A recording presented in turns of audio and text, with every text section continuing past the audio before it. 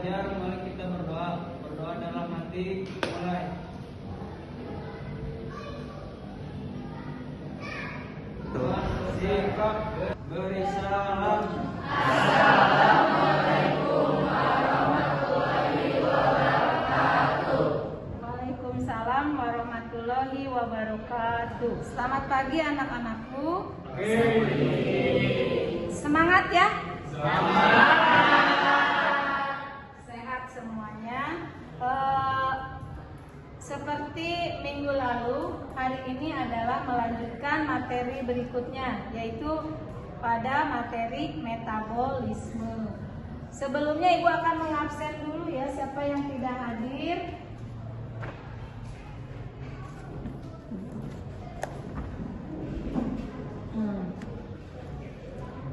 Agni Ridvala ada? Alhamdulillah ya. Agung Rizky, Argia Denardi. Oke, anakku, kita lanjutkan materi berikutnya, yaitu tentang metabolisme. Kita tahu metabolisme adalah di situ proses katabolisme dan proses anabolisme. Ya, jadi dapat dibedakan menjadi dua, yaitu katabolisme dan anabolisme. Kemudian di situ contoh respirasi aerob dan anaerob. Kita mulai.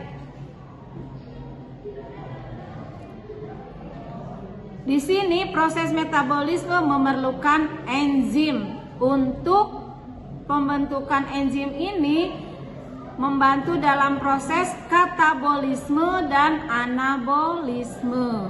Nah, katabolisme dan anabolisme ini memiliki contoh-contoh, yaitu respirasi. Ya, anabolisme adalah fotosintesis. Kemudian respirasi ini terdiri atas respirasi aerob dan respirasi anaerob. Kemudian fotosintesis itu terjadi bisa reaksi terang dan reaksi gelap. Metabolisme tadi memerlukan enzim, di mana enzim terdiri atas apoenzim dan kofaktor. Yang termasuk kofaktor adalah ion anorganik dan koenzim. Nah, misalkan ini contoh enzim ya. Jadi ada kapten enzim, superhero. Jadi kalau enzimnya bagus, maka dia akan bekerja juga bagus. Ya, kalau enzimnya rusak, maka bekerja tidak baik. Nah, sekarang bagaimana enzim itu?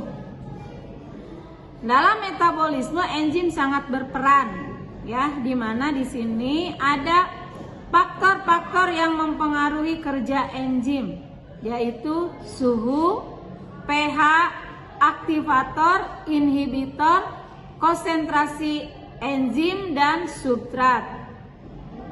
Kemudian sifat-sifat dari enzim, ada enzim suatu protein itu bekerja spesifik. Jadi kalau spesifik itu dia bekerja tidak bisa dengan yang lain, jadi harus spesifik. Kemudian fungsi enzimnya sebagai katalis. Enzim diperlukan dalam jumlah sedikit, bekerja bisa bolak-balik, dipengaruhi oleh faktor lingkungan. Ya, kemudian enzim ini suatu protein yang bertindak sebagai biokatalisator. Apa itu biokatalisator? Bio itu hidup, katalisator itu reaksi. Jadi biokatalisator itu adalah makhluk hidupnya atau seseorangnya yang atau bisa juga mikroorganisme ikut bereaksi. Ya, jadi protein bertindak sebagai biokatalisator. Kemudian di sini komponen enzim tadi ya terdiri atas apoenzim dan kofaktor. Nah, kalau cara kerja enzim ada dua cara, yaitu secara gembok dan kunci, kemudian sebagai kecocokan dan terinduksi. Nah, gembok dan kunci itu ibaratnya kalau pintu kita ada gembok dan kuncinya, kemudian gigi dari kuncinya itu rusak, maka dia tidak bisa berfungsi dengan baik. Ya, jadi maka istilahnya gembok dan kunci. Kemudian komponen enzim tadi terdiri atas protein, di mana yang kofaktor adalah enzim yang tersusun dari ion protein. Nah, ion protein itu ada ion anorganik. Anorganik berarti terdiri atas magnesium, mangan, dan Cu. Sementara koenzim yaitu NAD, nikotinamid, adenin dinukleotida, FAD, flavin, adenin dinukleotida, dan vitamin-vitamin. Ya. Sekarang bagaimana cara kerja enzim yang tadi ada 2 itu? Yang pertama ini seperti tadi gembok dan kunci ya. Substrat plus enzim menghasilkan kompleks enzim substrat. Enzim plus produk. Ya, di mana di sana substrat bekerja dengan enzim, di situ ada sisi aktif enzim akan menghasilkan produk, ya. Oke. Cara kerja enzim yang kedua, kesesuaian. Ini ya, ini berarti kecocokan yang terinduksi. Substrat ditambah enzim menghasilkan enzim substrat, kemudian dia akan melepaskan enzim dan substrat. Beda dengan hasil yang tadi teori gembok dan kunci ya. Jadi kalau dia mengunci ya hasilnya hanya 1, sementara kalau kesesuaian menghasilkan produk ya, si enzim dan produknya bisa mengikuti bentuk enzimnya. Tadi faktor-faktor yang mempengaruhi enzim ada suhu, pH, aktivator atau inhibitor. Inhibitor ini adalah penghalang, konsentrasi enzim dan konsentrasi substrat. Kita lihat kalau yang mempengaruhinya adalah suhu.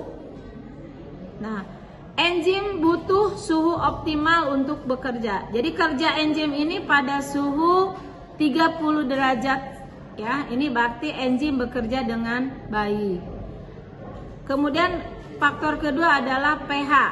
Perubahan pH dapat mempengaruhi perubahan asam amino sisi aktif, sehingga menghalangi penggabungan substrat dengan sisi aktif enzim. Ini gambarnya. Kemudian faktor kerja enzim yang ketiga yaitu aktivator dan inhibitor. Aktivator yaitu molekul yang mempermudah ikatan enzim dengan substrat. Contohnya klor atau Cl. Sementara I adalah molekul yang menghambat, jadi ikatan enzim dengan substrat. Contohnya ion sianida, ya, terjadi pada enzim respirasi. Inhibitor ada 2, yaitu kompetitif dan non kompetitif. Ya, jadi ada 2 jenis inhibitor itu penghalang. Faktor yang mempengaruhi kerja enzim berikutnya adalah konsentrasi enzim. Makin besar konsentrasi enzim, makin cepat bereaksi. Ya, jadi reaksinya makin cepat. Makin tinggi enzim, makin cepat bereaksi. Konsentrasi substrat. Makin banyak substrat tidak dapat meningkatkan kecepatan reaksi. Ya, itu enzim substrat. Jadi akan menghasilkan energi atau ATP. Apa itu ATP? ATP adalah adenosin trifosfat. Rumusnya adalah C10H16NO5O3P3 ya. Itu adalah untuk energinya. Molekul berenergi tinggi ya. Jadi terdiri atas 3 molekul fosfat bersenyawa dengan adenosin. Ikatan kimianya labil. Ya, jadi NaH lepasnya ikatan tersebut diikuti dengan membebaskan energi. Jadi kalau anakku atau kita bernapas akan menghasilkan energi sebanyak 7,3 kilokalori per mol. Ya. Reaksinya dapat bolak-balik. ATP kalau dipecah energinya menjadi ADP plus fosfat. ADP dengan fosfat akan membentuk ATP. Ya, nah proses ini disebut dengan fosforilasi. Metabolisme tadi, ya contoh tadi bertujuan untuk membongkar atau pembongkaran penguraian suatu molekul. Contohnya respirasi, respirasi aerob dan respirasi anaerob. Anabolisme. Nah, ingat anak itu biasa menyusui ibunya. Jadi untuk membedakan katabolisme dan anabolisme untuk memudahkan anak, ingat anak berarti ingat anak bayi itu pasti menyusui ibunya. Jadi anabolisme adalah proses penyusunan ya atau mensintesis senyawa organik menjadi senyawa kompleks. Contohnya fotosintesis, asimilasi, kemosintesis itu contoh dari anabolisme. Kalau contoh katabolisme, nah misalnya ini taekwondo ini ya. Taekwondo tendangan itu berarti dia mengeluarkan energi, menguraikan energi. Itu contoh-contoh dari katabolisme. Misalnya respirasi aerob. Ya. Di sini ada 3 tahap, glikolisis, Krebs cycle dan sistem elektron. Sementara respirasi anaerob atau fermentasi itu fermentasi alkohol dan fermentasi asam laktat. Jadi kalau anakku misalnya kurang gerak, kurang beraktivitas, itu nanti akan menghasilkan fermentasi asam laktat dan akhirnya menimbun. Jadi anakku akan gemuk. Tapi kalau rajin berolahraga itu menghasilkan fermentasi alkohol. Jadi badannya bau keringat, bau asam gitu ya. Nanti kita diperjelas lagi. Kemudian respirasi aerob. Nah, ini ada 3 tahapan tadi. Di mana di situ ada glikolisis, Krebs cycle dan sistem transport elektron.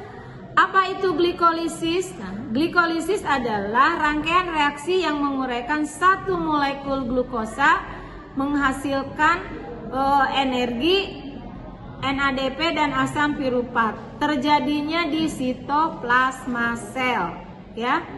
Oke, lanjut ke Krebs cycle. Setelah glikolisis adalah Krebs cycle. Sebelum masuk ke Krebs cycle ada yang disebut asam piruvat, dekarboksilasi oksidatif, ya. Baru langkah yang ketiga masuk ke Krebs cycle, di mana menghasilkan 2 ATP, 4 CO2, 6 NADH dan 2 FADH. Oke, berarti materi metabolisme ini kita selesai. Semoga apa yang diajarkan bisa paham. Alhamdulillah anakku, materi hari ini tentang metabolisme, mudah-mudahan apa yang dipaparkan oleh ibu bisa dipahami dan dimengerti. Minggu depan kita refleksikan kembali, semoga lebih paham. Sikap bersalam.